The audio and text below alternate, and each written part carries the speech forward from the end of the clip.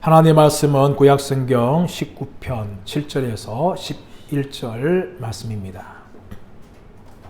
구약성경 815면 정도에 있습니다.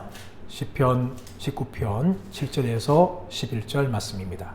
우리 함께 읽겠습니다. 여호와의 율법은 완전하여 영혼을 소생시키며 여호와의 증거는 확실하여 우둔한 자를 지혜롭게 하며 여호와의 교훈은 정직하여 마음을 기쁘게 하고 여호와의 계명은 순결하여 눈을 밝게 하시도다. 여호와를 경외하는 도는 정결하여 영혼까지 이루고 여호와의 법도 진실하여 다 의로우니 금 곧 많은 순금보다 더 사모할 것이며 꿀과 송이꿀보다 더 달도다. 또 주의 종이 이것으로 경고를 받고 이것을 지킴으로 상이 크니이다. 아멘. 자, 말씀의 제목을 따라하겠습니다. 말씀 가운데 나타난 하나님의 영광. 사람은 지식이 많습니다. 요즘 인터넷의 발달로 인하여서 사람들은 모든 사람들이 다 지식을 많이 가지고 있습니다. 하지만 이런 사람들에게 스스로 알 수 없는 지식이 있습니다. 그것은 무엇인가 하면 하나님에 대한 지식입니다. 하나님에 대한 지식은 하나님께서 우리에게 알려주셔야 우리 사람들이 알 수 있습니다. 하나님이 알려주시는 것을 무엇이랍니까? 바로 계시라고 말합니다. 계시는 하나님이 누구인지에 대해서 하나님께서 스스로 우리 인간들에게 알려주신 것입니다. 이런 계시는 크게 두 가지로 나눌 수가 있습니다. 하나는 일반 계시입니다. 일반 계시는 특별히 자연을 통해서 나타난 하나님의 계시입니다. 사람은 자연을 보면서 하나님의 권능과 하나님의 창조주 되심을 우리는 발견할 수 있고 하나님을 찬양할 수가 있습니다. 하지만 많은 사람들은 하나님이 창조하신 아름다운 자연을 보면서도 하나님을 인정하지 않습니다. 또 어떤 사람들은 누군가가 이 자연을 창조한 존재가 있겠구나 하는 정도로 생각합니다. 더 나아가서 어떤 사람들은 그 자연을 신으로 섬기지요. 나무나 돌이나 동물들을 그만 우상으로 섬기고 마는 우상 숭배에 빠지고 마는 것입니다. 이것이 자연 계시를 통한 인간이 가진 한계입니다. 이런 일반 계시를 통하여서 인간은 하나님이 어떤 분인지에 대해서 정확하게 알 수가 없습니다. 그러므로 하나님께서는 스스로 우리 인간들에게 특별하게 알려주셨는데 그것을 특별 계시라고 합니다. 이 특별 계시 중에 가장 대표적인 것은 하나님의 말씀인 성경입니다. 이 성경이 하나님의 특별 계시입니다. 이 성경을 읽을 때에 우리는 하나님이 어떤 분인지에 대해서 우리는 알 수가 있습니다. 오늘 말씀은 특별 계시인 성경에 대해서 특징을 6가지로 말씀하고 있습니다. 우리가 읽었던 7절 말씀 보시면 여호와의 율법은 완전하여 영혼을 소성시키며 라고 말합니다. 하나님의 말씀을 첫 번째로 여호와의 율법이라고 말합니다. 이 율법은 토라지요. 토라는 좀 더 정확하게 해석하자면 교훈이나 가르침을 말합니다. 하나님의 교훈, 하나님의 가르침이 어떻습니까? 완전하다라고 말합니다. 이 완전하다는 것은 흠이 없고 오류가 없는 것을 말합니다. 사람이 지은 글이나 사람이 만든 예술작품 보게 되어지면 완전하지 않습니다.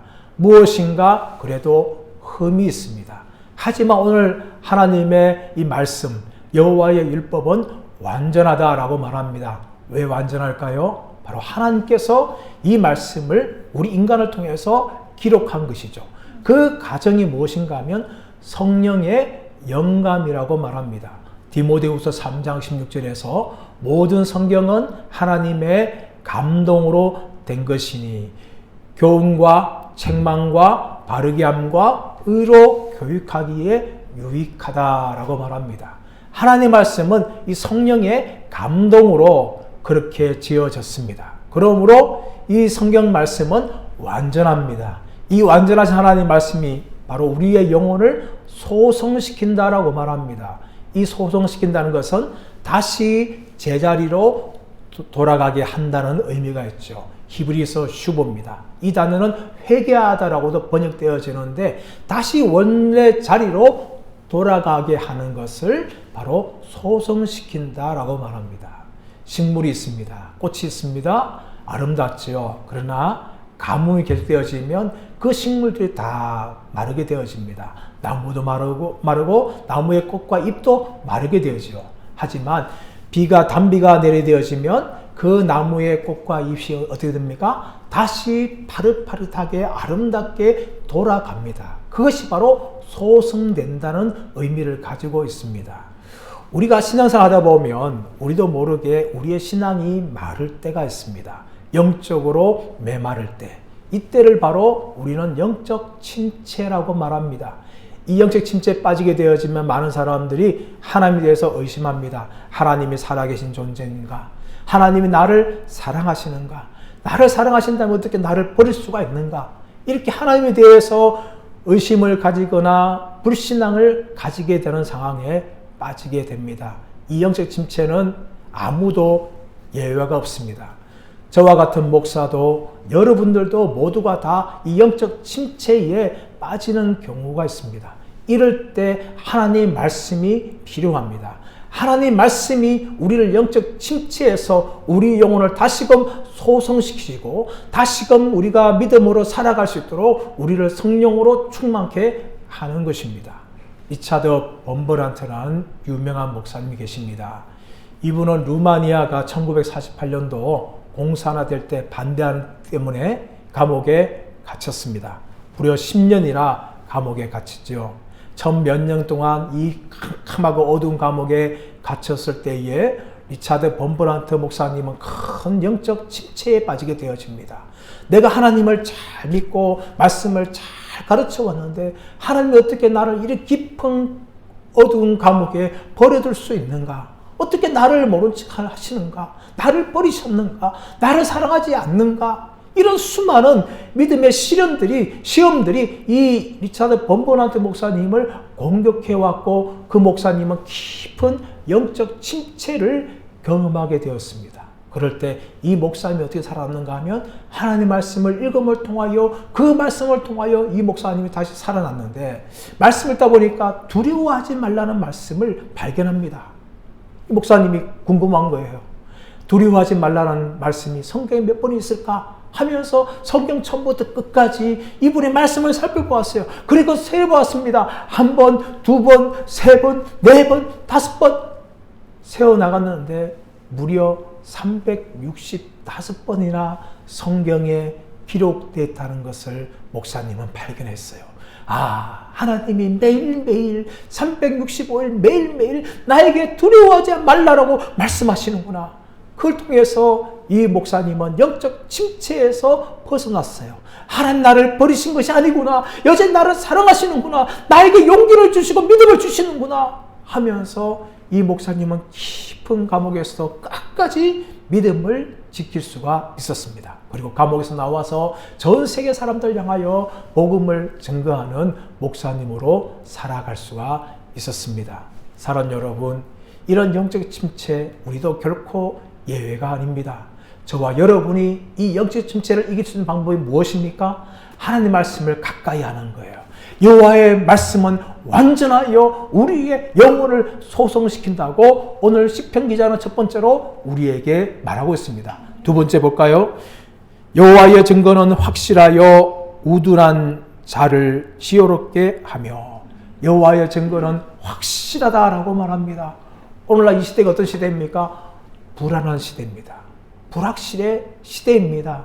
그래서 많은 사람들이 점쟁이나 무당을 찾아가는 이유가 있습니다. 왜 그렇습니까? 마음에 확실히 없는 거예요. 불안한 거예요. 그래서 이분들이 대부분 다 점쟁이를 찾아가고 점을 보는 거죠. 여러분, 점쟁이 무당 찾아간 사람들은 여러분 굉장히 똑똑하고 많이 배운 사람들이 그 중에 많습니다. 특별히 요즘 대학생들도 많은 점을 칩니다. 요즘에는 특별히 점쟁이들이 캠퍼스에 가서 전화만 하면 점을 봐줍니다. 그리고 점집이 곳곳에 다 널려 있어요. 지난 설에 아내와 함께 동성로에 있는 교보문고에 들러서 책 몇 권을 샀습니다. 몇 권을 산 후에 이 동성로에 정말 몇 년 만에 갔기 때문에 한번 걸어보았습니다. 이것저것 걸을 때에 코로나 가운데 있지만 설이기 때문에 참 젊은 청년들이 많이 나왔어요. 동성로 갈 때마다 젊은이들을 만날 수가 있었습니다. 그런데 어느 한 곳을 지나가는데 젊은 청년들이 많이 모여 있는 거예요. 저는 무엇인가 보았지만 바로 동성로 명당, 대구 데이터 운세 뽑기라는 점집이었어요. 그곳에 많은 젊은이들이, 남자, 여자들이 그 점을 보고 있는 거예요. 연초니까 그래도 올해 어떻게 될 것인가 궁금함 때문에도, 호기심 때문에도 점을 봤을 겁니다. 하지만 왜 점을 봅니까? 젊은 사람들 가운데 자신의 미래에 대한 불확실한 거예요. 무엇인가 불안한 겁니다. 그래서 점을 치는 거죠. 많은 사람들이 이와 같습니다. 불안 가운데 있습니다. 불확실 가운데 있습니다. 두려움 가운데 있습니다. 그러면 많은 사람들이 점을 가까이 하죠. 그러나 오늘 말씀은 무엇을 말합니까? 여호와의 증거는 확실하여 라고 말합니다. 하나님 말씀은 확실하죠. 이 확실하다는 것을 믿을 만한, 신뢰할 만한 그런 의미를 가지고 있어요. 이 확실한 말씀이 바로 우둔한 자로 하여금 지혜롭게 한다라고 말씀합니다. 여기 우둔한 자는요, 학교를 정상적으로 다니지 못한 가방끈이 짧은 사람을 말하는 것이 아닙니다. 이런 우둔한 사람은 순진한 사람이고 배운 것이 없어 지식이나 교훈을 가지지 못한 사람이고 위험이 찾아오면 마음대로 흔들리는 사람을 이 우둔한 사람이라고 말합니다. 이런 우둔한 사람을 뭡니까? 지혜롭게 하는 것이 하나님의 말씀이라고 말합니다. 이 지혜가 생기는 거죠, 여러분. 제가 신방을 많이 다니면요, 특별히 연세가 많이 되신 80이 넘은 90이 넘은 이런 권사님들을 만나서 이야기할 때가 있습니다. 그런데 그 부분들 보면은 어떤 분들은 과거의 일제시대나 또 우리의 6.25 전쟁을 거친 과정 가운데 초등학교도 못 나온 분들이 계세요. 근데 그런 성도님들과 대화하다 보면요, 저는 한 가지 놀랍니다. 이분이 가방끈이 이렇게 짧은데 왜 이렇게 지혜로우시지? 하는 것을 느낄 때가 있어요. 비록 정상적인 이 정규 코스를 밟지 못하여도 이분들은 굉장히 지혜롭습니다. 왜 그렇습니까? 성경을 많이 읽었기 때문이에요. 성경을 많이 읽다 보니까 인간이란 무엇인지, 어떻게 인생을 살아가야 되는 건지, 어떻게 하나님을 영화롭게 하는 것인지에 대해서 정말 지혜를 가지고 계시는 거예요. 저는 깨달았어요. 하나님 말씀을 가까이 하면은 정말 우리에게 영적인 지혜가 생기는구나. 저는 그분들 통해서 저는 발견했습니다. 사랑하는 여러분, 성경을 많이 읽으시기를 축복합니다.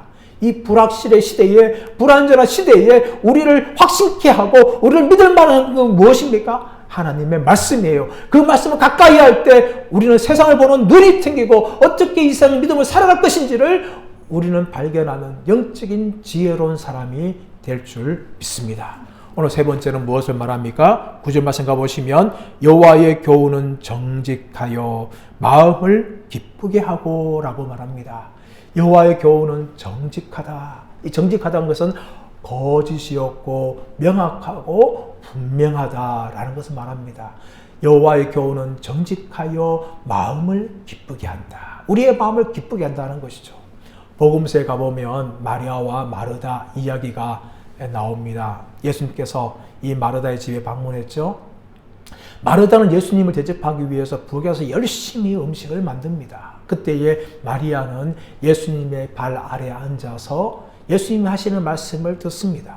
밖에 부엌에서 분주하게 음식을 준비하던 마르다가 점점 짜증이 났어요. 그리고 이제 화가 치밀합니다. 예수님께 달려갑니다. 예수님, 저 혼자 이렇게 바쁜데 저 마리아와 하여금 저를 좀 도와주게 하옵소서. 그렇게 요청을 합니다. 예수님께서 마르다에게 말합니다.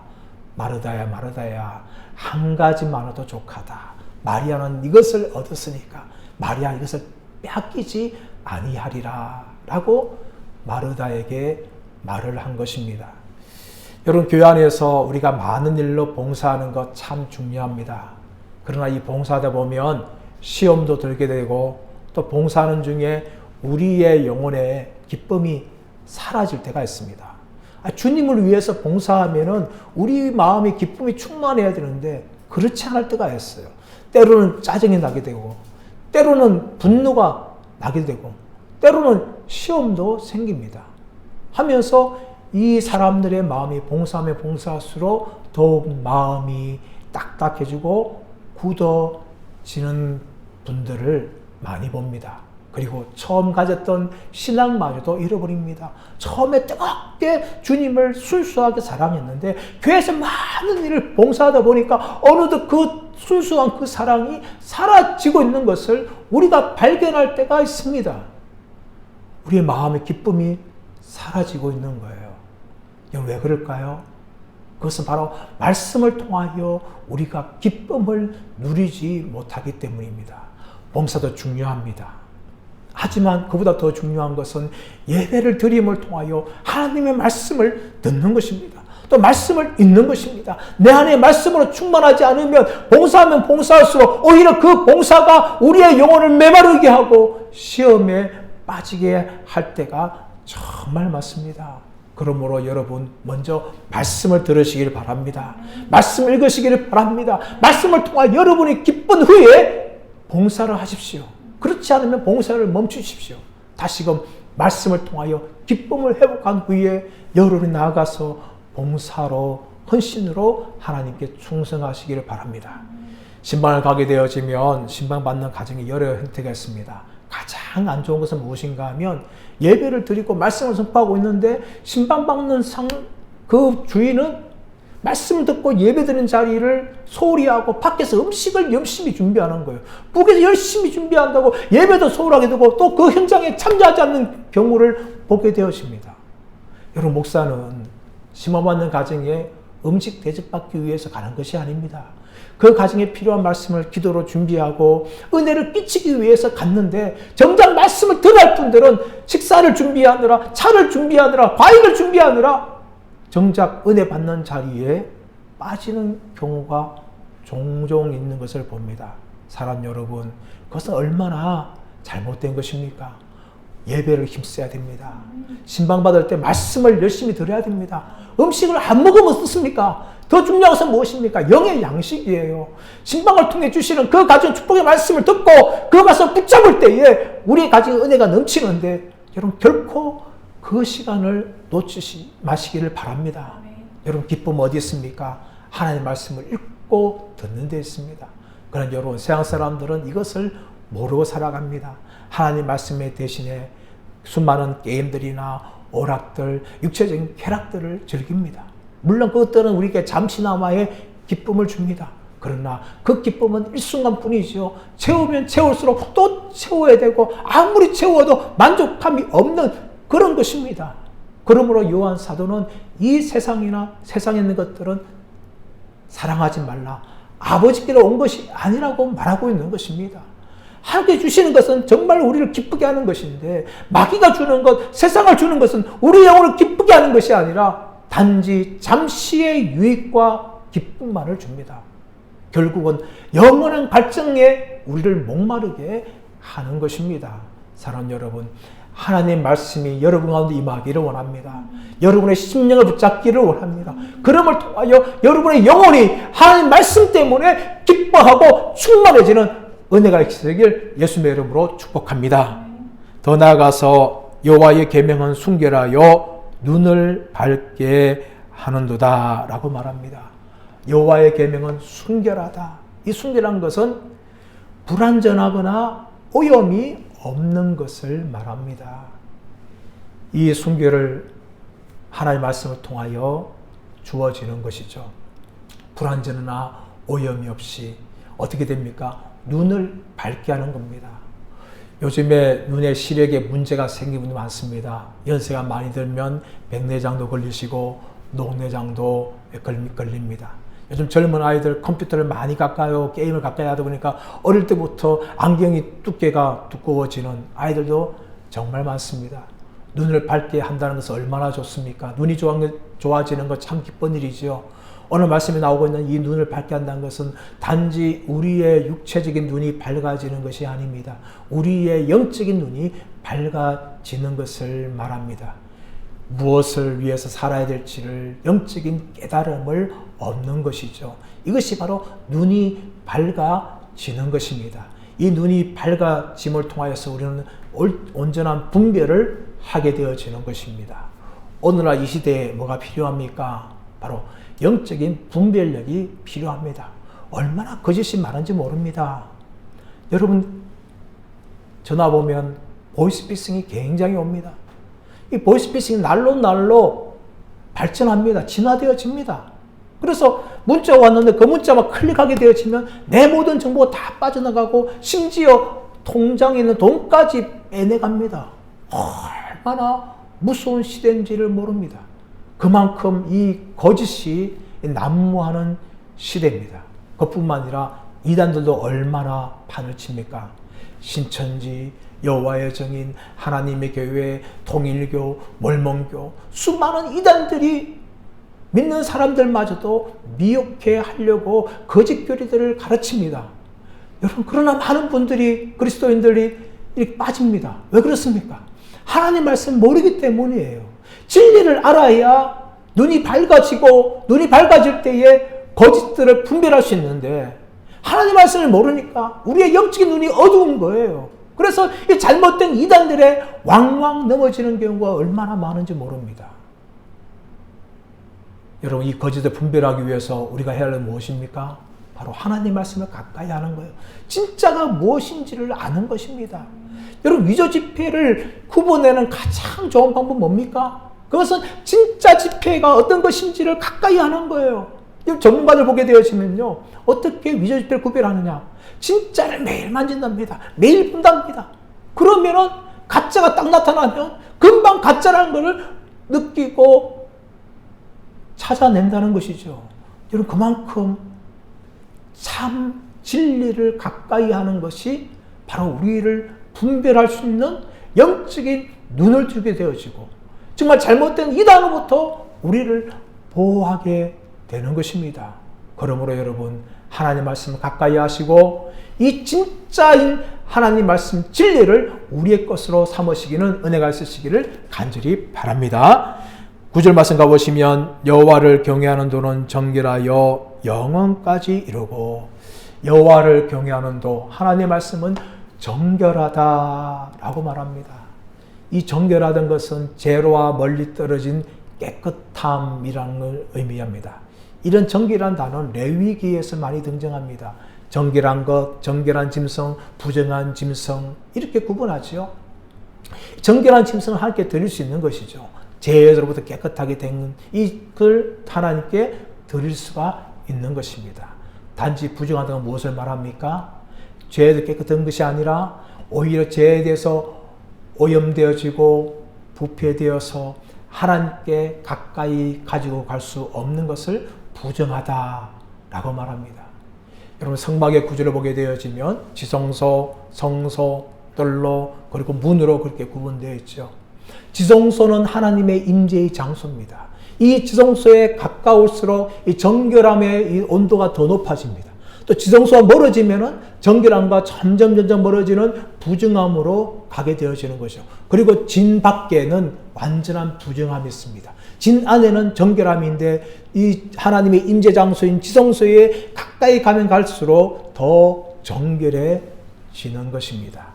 여호와의 증거하는 도는 정결하여 영원까지 이루고 라고 말합니다. 하나님의 말씀은 정결합니다. 그래서 영원까지 이릅니다. 예수님께서 말씀하시죠. 마태복음 5장 16절 말씀 보시면 무엇을 말합니까? 천지가 없어지기 전에는 율법의 1.1획도 변하지 않느니라. 없어지지 아니하리라 라고 말씀합니다. 이사야 4절 말씀도 푸른 마르고 꽃은 시드나 우리 하나님 말씀은 영원하도다 라고 말합니다. 세상에 영원한 것 아무것도 없습니다. 그러나 이 하나님의 말씀은 정결하여서 영원까지 이른다라고 말씀하고 있습니다. 마지막 6번째는 무엇을 말합니까? 여호와의 법도 진실하여 다 의로우니라고 말합니다. 여호와의 법은 진실하여 다 의롭다. 여기서 법이라는 것은 판단, 판결로 바꿀 수가 있습니다. 하나님의 판단은, 하나님의 판결은 다 진실하여 다 의롭다라고 말합니다. 그러므로 우리는 하나님의 말씀을 통하여 우리는 판단받게 되어집니다. 하나님 말씀은 진실하고 하나님 말씀은 다 의로우시기 때문에 얼마든지 우리 죄인 우리들을 하나님께서 심판하시고 판단할 수가 있습니다. 그리고 이 여호와의 말씀을 가까이 하면 가까이 할수록 우리는 더욱더 진실하고 의로운 삶으로 우리는 변화되게 되는 것입니다. 우리가 잘 알고 있는 유명한 신학자 어거스틴이 있습니다. 젊을 때에 만이교 이단에 빠졌고 육체적인 쾌락과 방탕함에 빠지고 사생아도 낳을 만큼 생활이 문란했습니다. 그러나 이 어거스틴이 어떻게 주님 앞에 회심하고 돌아왔습니까? 그것은 하나님의 말씀입니다. 아이들의 노랫소리를 듣고 집어들어라 집어들어라 하는 노랫소리를 듣고 말씀을 듣고 폈습니다. 그것이 바로 로마서 13장 12절에서 14절 말씀입니다. 밤이 깊고 낮이 가까웠으니 그러므로 어둠의 일을 벗고 빛의 갑옷을 입자. 낮에와 같이 단정히 행하고 방탕과 술 취하지 말고 음란과 호색하지 말며 다툼과 시기하지 말고 오직 주 예수 그리스도로 옷 입고 정욕을 도모하지 말자. 여러분, 이 말씀을 읽는 순간에 어거스틴은 자신의 죄를 회개합니다. 그리고 어둠의 일을 벗고 빛의 갑옷을 입었습니다. 오직 주 예수 그리스도로 옷 입고 정욕을 버리는 그런 삶을 살았습니다. 그러므로 바울 이후로 기독교의 역사에서 가장 위대한 신학자로서의 그의 삶을 살아갈 수가 있는 것입니다. 사랑하는 여러분, 하나님의 말씀은 진실합니다. 하나님의 말씀은 다 의롭습니다. 그러므로 우리가 그 말씀을 가까이 하게 될 때에 우리는 점점 죄를 멀리하고 하나님을 가까이 하는 그런 삶을 살아가게 될 줄 믿습니다. 무디가 말하였습니다. 하나님 말씀을 가까이 할수록 죄를 멀리하고 죄를 가까이 할수록 하나님 말씀을 멀리한다라고 말합니다. 우리가 하나님 말씀을 가까이 하면 가까이 할수록 그 진실하고 의로우신 말씀이 우리 영혼을 변화시키고 우리의 삶도 하나님의 말씀처럼 진실하고 의로운 삶으로 변화시킬 줄 믿습니다. 이 하나님 말씀에 대해서 우리가 가져야 할 태도는 10절에서 말하고 있습니다. 무엇을 말합니까? 금곱 많은 순금보다 더 사모할 것이며 꿀과 송이꿀보다 더 달도다. 하나님 말씀을 사모하는데 어떻게 사모하라고요?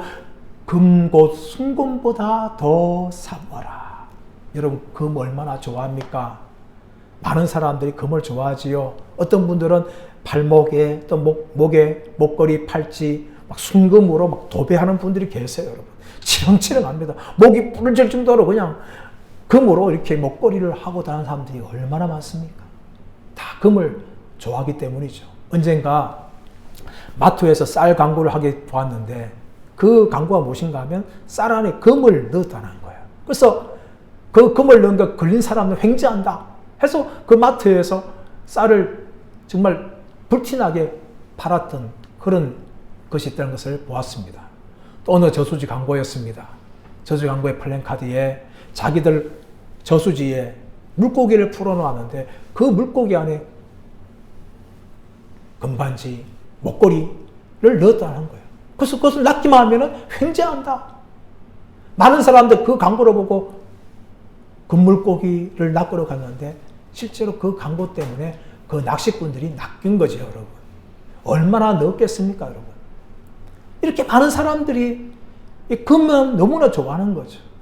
하나님께서 어떻게 말씀을 대하라고요? 금, 곧, 순금보다 더 사모할 것이며 그냥 순금 정도 사모하는 것이 아니라 순금보다 더 사모하라 라고 말합니다. 여러분, 건강을 어떻게 할 수 있습니까?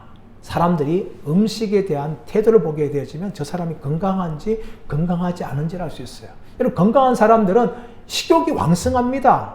그래서 어떤 음식들이 들어간지 그냥 막 먹는 거죠. 소화를 잘 시킵니다. 그것이 건강한 사람들입니다. 여러분, 영적으로도 마찬가지입니다. 영적으로 건강해지면요, 하나님 말씀을 왕성하게 섭취합니다. 하나님 말씀을 가까이 하는 거죠, 여러분. 시편 119편 97절 말하는 것처럼 여호와여, 내가 주의 법을 사랑하나이다. 내가 그것을 종일 묵상하나이다. 이런 하나님 말씀을 이렇게 사모하면요, 정말 그 말씀을 사랑하고 그 말씀을 종일 하루 종일 동안 묵상한다는 거예요, 여러분. 그러므로 금고 순금보다 더 사모할 것이며 꿀과 송이꿀보다 더 달도다 말합니다. 하나님의 말씀을 우리가 정말 먹게 되어지면요, 이 말씀이 얼마나 단지를 체험합니다. 그것이 우리 인생에 몇 번 없어서 그렇지, 저는 매일매일 이 말씀을 우리가 정말 송이꿀보다 더 단 것처럼 느끼게 되어지면 얼마나 우리가 말씀을 읽을까요? 안타깝지만 우리는 그 말씀의 달고 오묘함을 그렇게 체험하지 못할 때가 많습니다. 하나님의 말씀 어떻습니까? 꿀과 송이꿀보다 더 달도다, 그렇게 말하고 있는 거예요. 정말 우리가 믿음 생활하면서 가장 불쌍한 것은 이 하나님 말씀이 꿀과 송이보다 더 단 것을 체험하지 못하고 살아가는 것은 정말 불행한 것입니다. 사랑하는 여러분, 저와 여러분이 정말 이 말씀이 꿀과 송이꿀보다 더 단 것을 체험하는 은혜가 있으시기를 축복합니다. 하워드 핸드릭스라는 미국의 유명한 성경학자가 있습니다. 이분이 말씀에 대한 성도의 세 가지의 태도에 대해 말한 적이 있어요.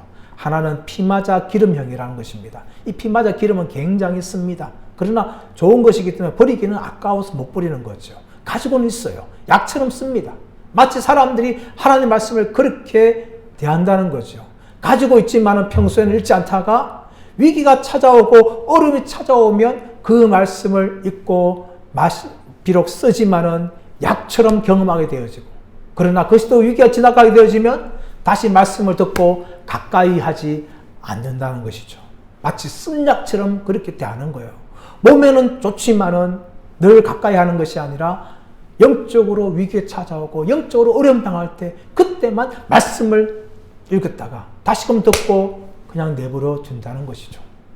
첫 번째가 피마자 기름형입니다. 두 번째는 현미밥형이랍니다. 현미는요, 사실 맛을 잘 모르죠. 몸에는 좋다고 하니까 현미밥을 먹지만 사람들이 맛을 잘 모르고 먹습니다. 꼭 오랫동안 씹어야, 그제서야 현미밥이 달구나 그렇게 아는 거죠. 근데 많은 사람들은 몸에 좋다고 하니까 이 말씀을 읽긴 읽습니다. 그러나 건성으로 읽어요. 이 말씀의 단맛을 체험하지 못하고 이 말씀이 어떤 의미인지, 나에게 어떤 은혜를 주는지 체험하지 못하고 교회에서 읽으라고 하니까, 말씀을 읽으면 좋다니까, 영적으로 성장한다니까 그렇게 말씀을 읽고 이 말씀의 단맛을 체험하지 못하는 사람, 이런 사람들이 현미밥형의 사람들이라고 말합니다. 세 번째는 딸기 아이스크림형이 있답니다. 첫 맛 혀로 탁 맛보기만 하면 얼마나 답니까? 그 딸기 아이스크림 끝까지 다 먹을 때까지 그 아이스크림의 단맛을 즐깁니다.